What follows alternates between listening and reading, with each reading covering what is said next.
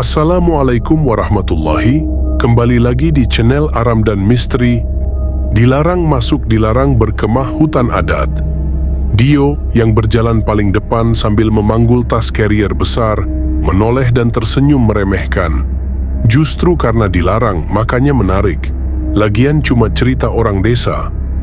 Nadia tidak ikut bicara. Matanya menatap ke dalam hutan, ke arah pepohonan tinggi yang berdiri rapat. Hutan itu terlalu sunyi. Tidak ada suara burung, tidak ada serangga, seolah seluruh makhluk hidup memilih diam. Akhirnya, 6 remaja itu tetap melangkah masuk.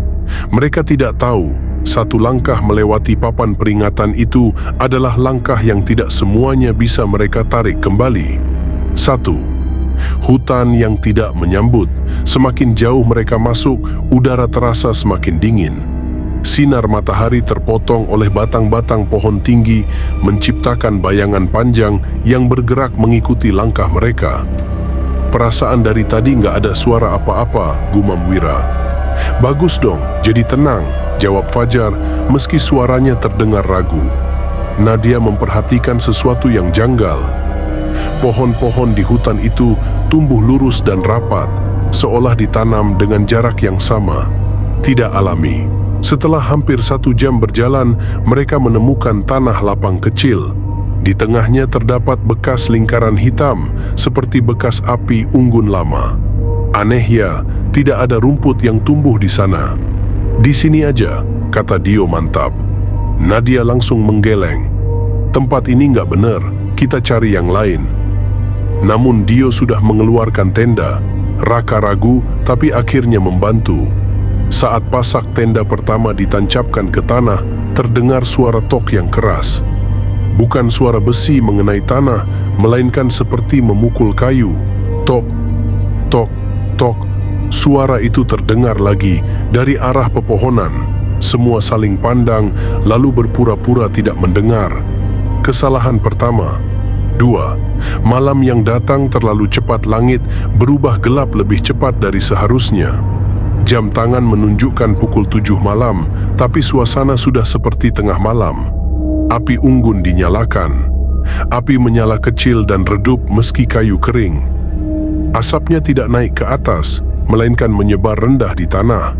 Bau tanah basah bercampur anyir mulai tercium. "Kalian dengar itu?" bisik Wira. Terdengar suara cekikikan anak kecil. Pelan namun jelas. Raka berdiri. Anak kecil di hutan jam segini? Lampu senter diarahkan ke pepohonan. Di antara bayangan, tampak siluet kecil berdiri diam. Nadia menahan napas. "Jangan dilihatin." Saat lampu senter berkedip, siluet itu menghilang. 3. Aturan yang terlambat dibaca di dekat tenda. Raka menemukan papan kayu kecil tertancap di tanah. Tulisan tangan di atasnya hampir pudar. Aturan kemah. 1. Jangan menyebut nama setelah gelap. 2. Jangan menjawab panggilan dari hutan. 3. Jangan keluar dari lingkar api. 4. Jika melihat anak-anak, tundukkan kepala. Semua saling menatap. "Kita harus pergi," kata Nadia gemetar. Belum sempat mereka bergerak, terdengar suara memanggil. "Dio." Suara itu persis suara Raka. Dio menoleh. "Raka." Sesuatu menarik tubuh Dio ke dalam kegelapan. Teriakannya terputus seketika. Hutan kembali sunyi. 4. Satu persatu menghilang. Fajar panik dan berlari keluar lingkar bekas api unggun. "Fajar, jangan!" teriak Nadia. Tubuh Fajar memudar seperti asap, lalu lenyap. Wira jatuh terduduk, tubuhnya gemetar. Mereka nggak pergi, mereka diambil. Tawa anak-anak terdengar mengelilingi mereka. 5. Kebenaran yang terungkap Wira, teringat cerita kakeknya. Dulu pernah ada kemah pramuka di hutan ini. Anak-anak melanggar aturan adat, tidak ada yang ditemukan kembali. Yang selamat hanyalah mereka yang patuh dan tidak melawan. Siluet anak-anak muncul kembali, lebih dekat. Salah satunya memiliki wajah Dio, pucat dan kosong. "Main lagi?" bisiknya. 6. Bertahan sampai pagi, Raka dan Nadia saling berpegangan, kepala tertunduk.